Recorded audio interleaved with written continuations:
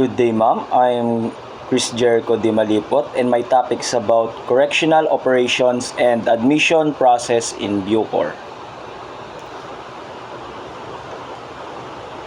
The Bureau of Corrections, or Bucor, is under the Department of Justice, and it is responsible for safekeeping and rehabilitation of national prisoners. It is governed by Republic Act number 10575 or the Bucor Modernization Act of 2013.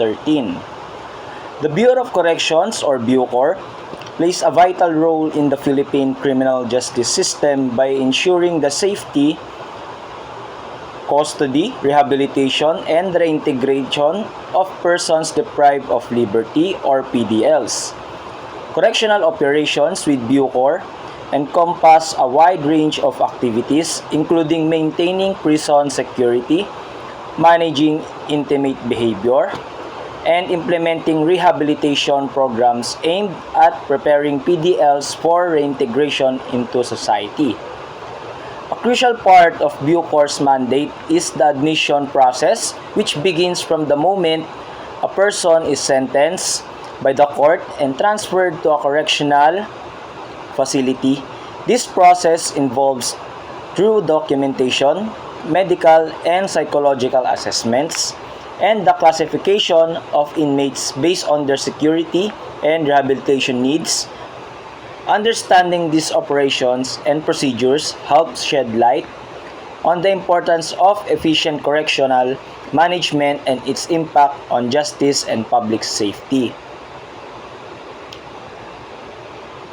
Ang Bureau of Correction or Bucor ang responsable sa ligtas na pagkakakulong at rehabilitasyon ng mga individual na hinatulan ng korte sa Pilipinas.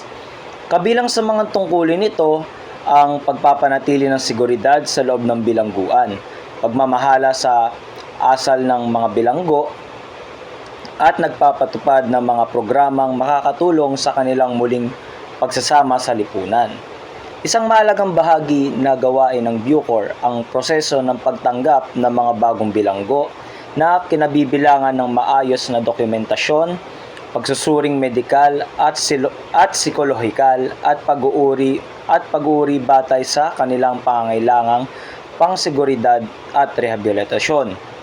Mahalaga ang mga operasyong ito upang matiyak ang epektibong katarungan at kaligtasan ng publiko.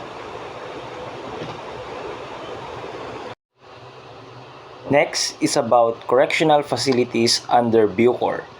New Bilibid Prison or NBP, Correctional Institution for Women or CIW, Iwahig Prison and Penal Farm, and Davao, San Ramon, Sablayan, Leyte, Regional Prisons and Penal Farms.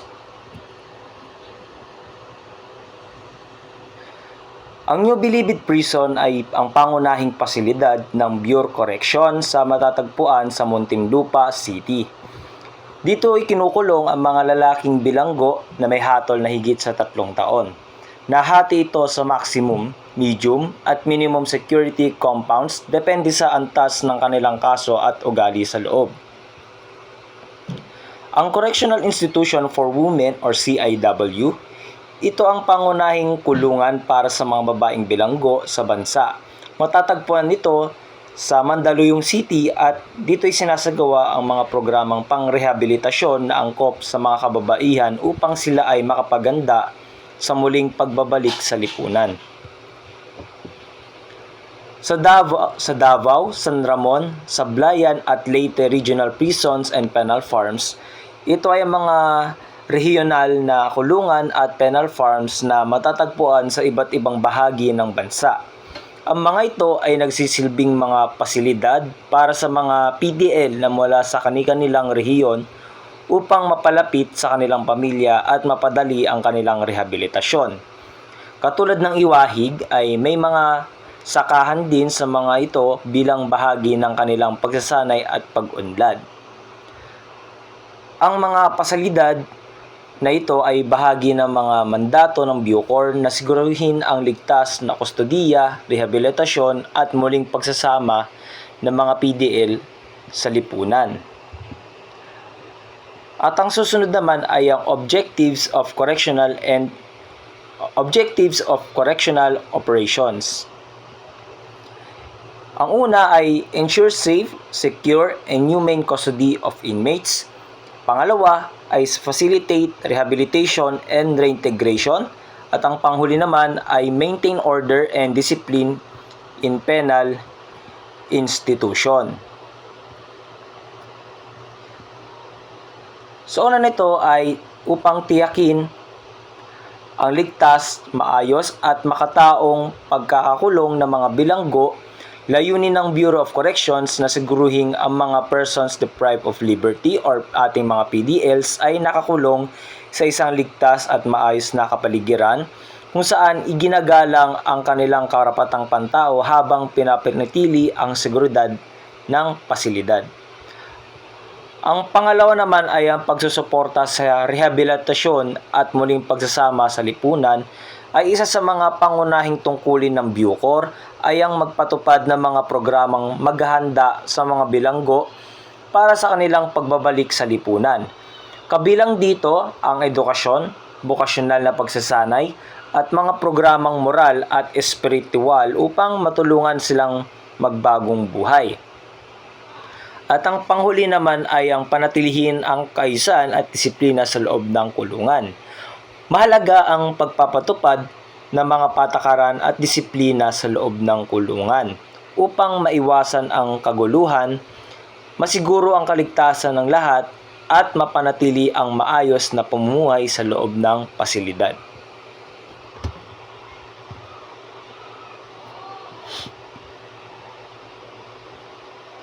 At ang susunod naman ay admission process or overview.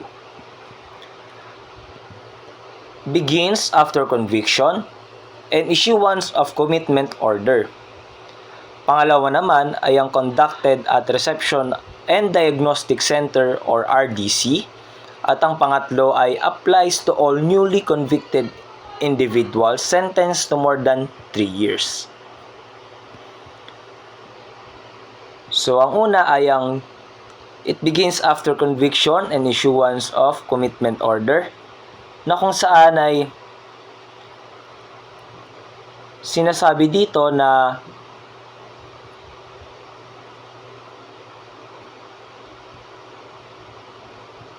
nagsisimula pagkatapos ng hatol at paglabas ng commitment order. Ang proseso ay nagsisimula kapag ang isang tao ay nahatulan ng korte at inilabas na ang commitment order, isang dokumentong nagsasaad na dapat na siyang ilipat sa kustodiya ng Bureau of Corrections. Ang pangalawa naman ay isinasagawa sa reception, ang Diagnostic Center or RDC. Ang mga bagong bilanggo ay dinadala mula sa Reception and Diagnostic Center kung saan sila isinasailalim sa masusing pagsusuri bilang medical, psikolohikal at pangkaisipang assessment upang matukoy ang angkop na lugar at programang ibibigay sa kanila. At ang panghuli naman ay ipinapatupad para sa lahat ng bagong nahatulang individual na may sentensyang mahigit na 3 taon, na kung saan lahat ng taong nahatulan ng korte ay may parusang pagkakakulong ng higit 3 taon ay kailangang dumaan sa prosesong ito bilang bahagi ng kanilang opisyal na pagtanggap sa sistemang pangkoreksyon ng Bucor.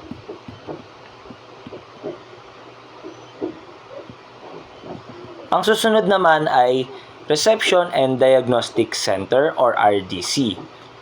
Initial holding area for few inmates, medical, psychological, and security assessments, and lastly, classification based on risk and rehabilitation needs.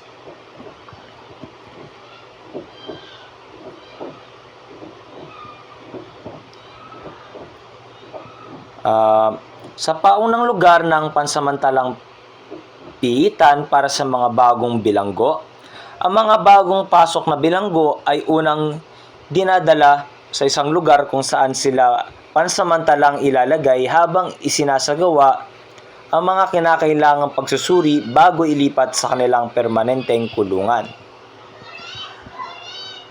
Pangalawa naman ay medical, psikolohikal at pangseguridad na pagsusuri.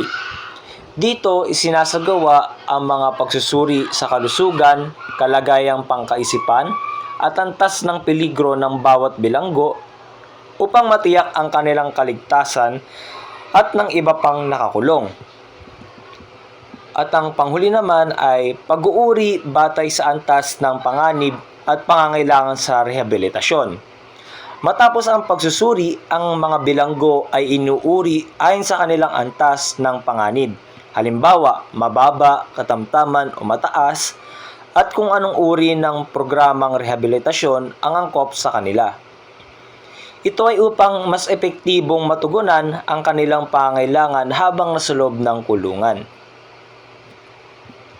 Ang susunod naman ay admission steps. Ang una ay reception of commitment, order from court. Pangalawa, identity verification and documentation. Pangatlo ay health screening and psychological evaluation. Pang-apat, orientation on rules and regulations. Panglima, classifications and assignment to appropriate facility.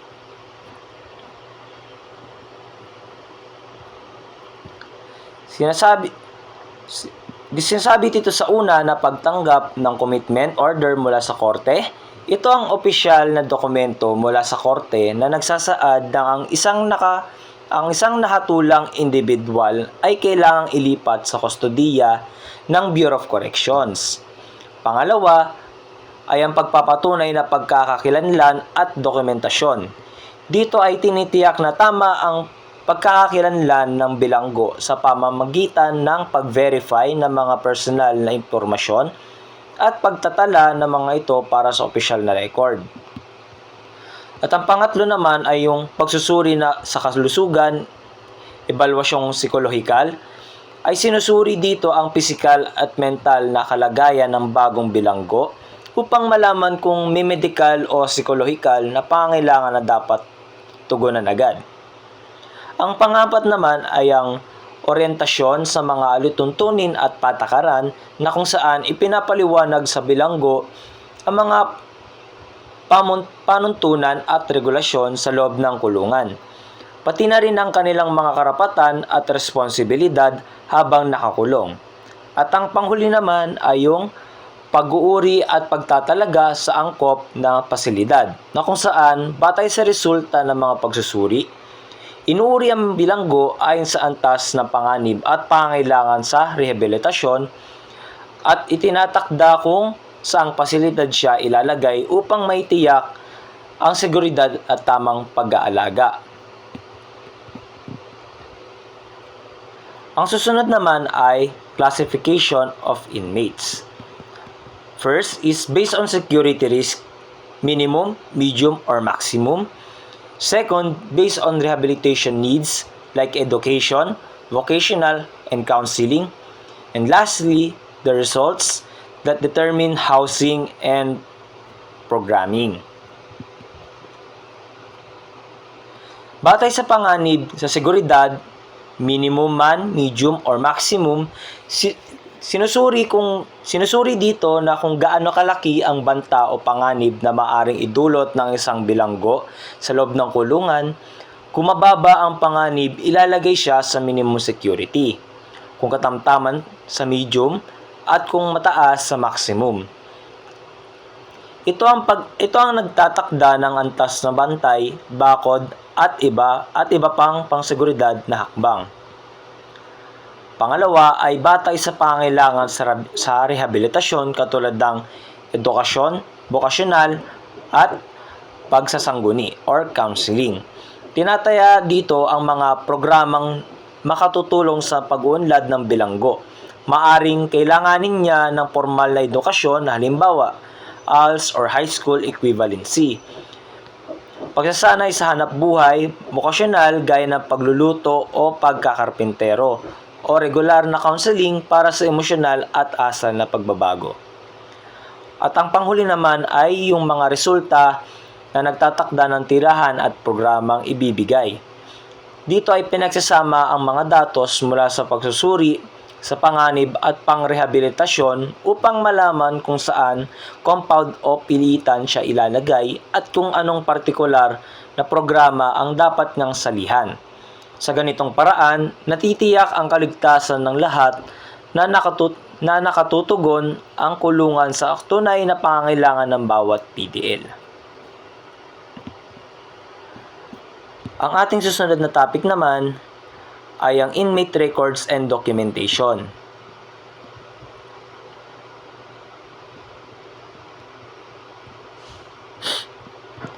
Ang una ay personal data and criminal record. Second, health and psychological reports. Pangatlo ay sentence computation and release dates. Pang-apat naman ay continuous updating of inmate profile.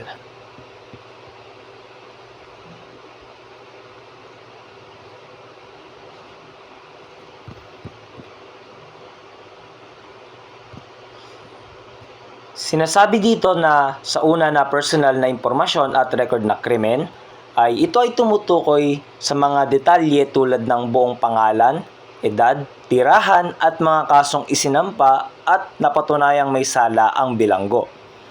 Mahalaga ito para sa wastong pagkakakilanlan at pagsubaybay. Ulat sa kalusugan.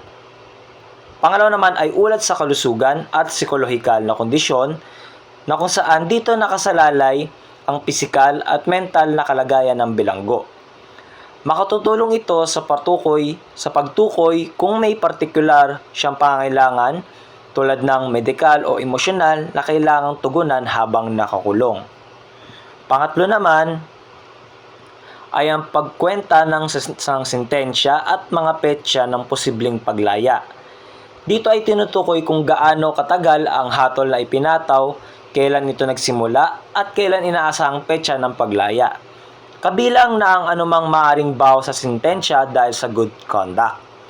At ang panghuli naman natin ay yung patuloy na pag-update ng profile ng bilanggo, na kung saan ang lahat ng impormasyon ay regular na ina-update upang masubaybayan ang kalagayan, progreso sa mga programa, pag-uugali at iba pang pagbabago habang siya ay nasa kustodiya.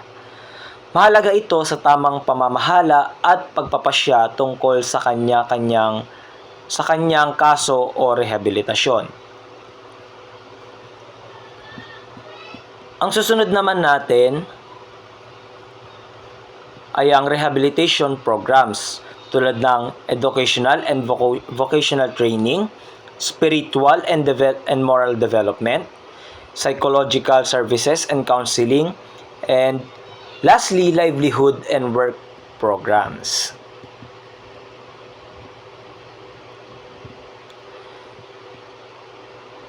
Dito sa una na kung saan ang pagsasanay sa edukasyon at bokasyonal ay nagbibigay ang kulungan ng mga programa upang makapag-aral ang mga bilanggo, tulad ng Alternative Learning System or ALS at iba pa, pang formal na edukasyon.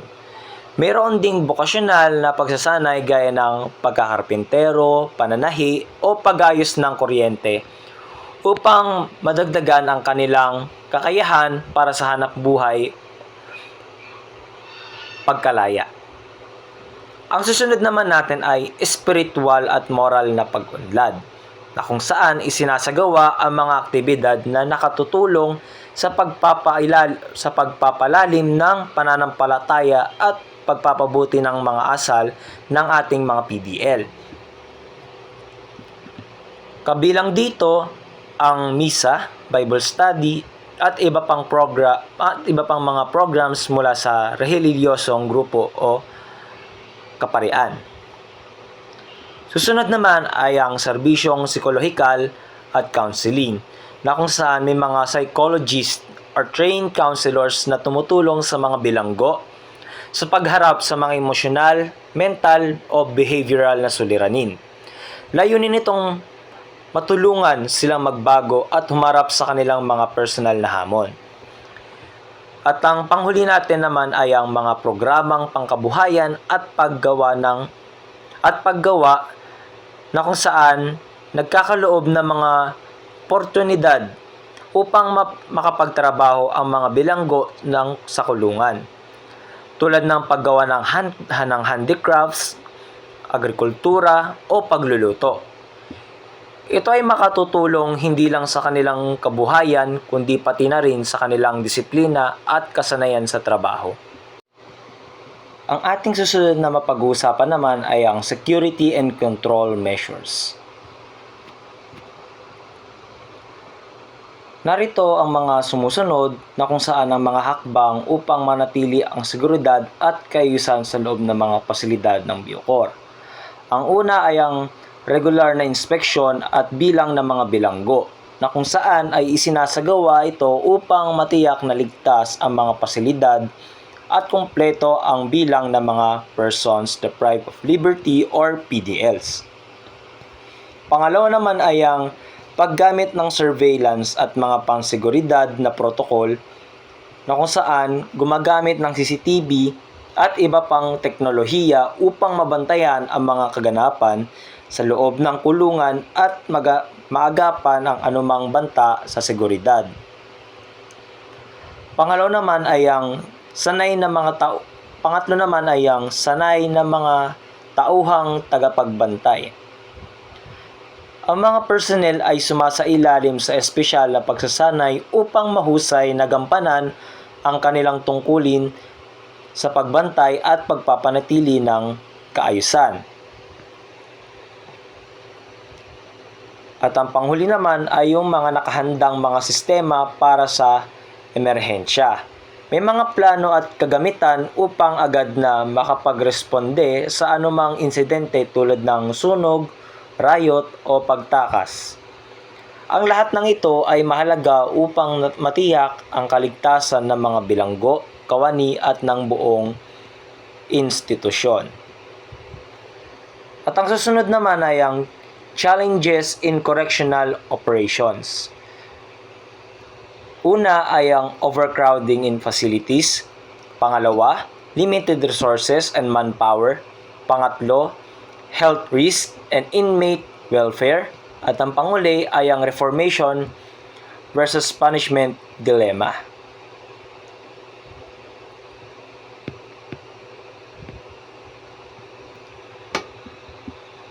Ang una ay ang siksikan ng mga pasilidad or overcrowding in facilities.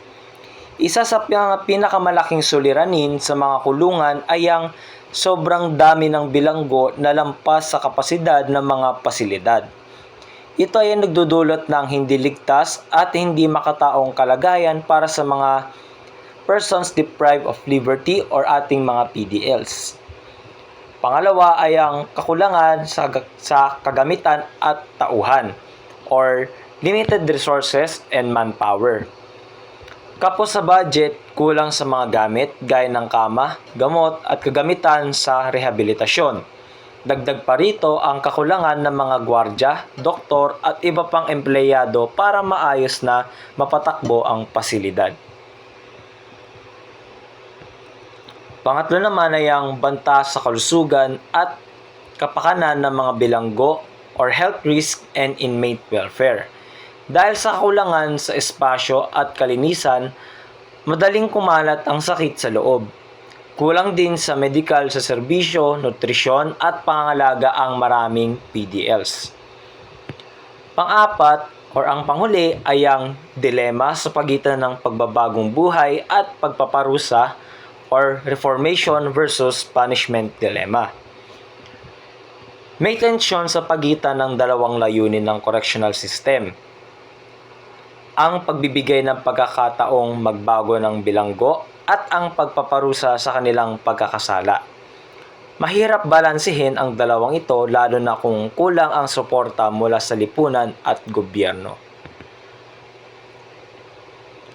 Ang hamong ito ay nangangailangan ng seryosong pagtutok upang maisulong ang mas makataong at epektibong sistema ng hustisyang pangkriminal sa bansa. At tayo na ay dadako sa ating konklusyon. The Bureau of Corrections or Bucor serve as a cornerstone of the Philippine justice system, ensuring that individuals who have been convicted of crimes are not only securely confined but also given opportunities for reform and rehabilitation. Its operations go beyond incarceration. They aim to transform lives and prepare persons deprived of liberty or PDLs for reintegration into society as productive and law-abiding citizens. The admission process and correctional corporations are fundamental to the success of this mission. From the moment a PDL enters the system, a structured process begins, one that includes classification, assessment, and integration into correctional programs. These operations help maintain institutional safety, promote order, and enable the delivery of essential service such as education, skills training, healthcare, and spiritual guidance. However, challenges such as overcrowding, underfunding, and limited resources continue to hinder the effectiveness of correctional services. To address this, continuous reform are necessary. These include investing in infrastructure, increasing personnel training, enhancing inmate welfare programs, and strengthening rehabilitation efforts. Ultimately, an effective correctional system is not only about discipline and security, but also about compassion, reform, and hope. By improving these systems, Bucor can better fulfill its mandate and contribute meaningfully to a more just and humane society.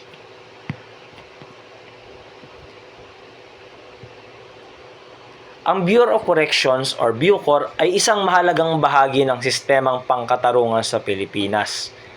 Tungkulin nitong tiyakin na ang mga taong nahatulan ng krimen ay hindi lamang ikinukulong ng ligtas, kundi binibigyan din ng pagkakataong magbago at ma-rehabilitate. Higit pa sa pagkakakulong, layunin ng Bucor na baguhin ang buhay ng mga persons deprived of liberty or PDLs at ihanda sila sa muling pagbabalik sa lipunan bilang produktibo at sumusunod sa batas na mamamayan.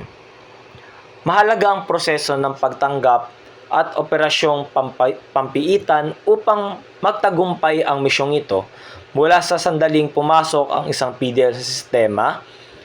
Isang sistematikong proseso ang isinasagawa tulad ng klasifikasyon, pagsusuri at pagsasama sa mga programang pangkoreksyonal.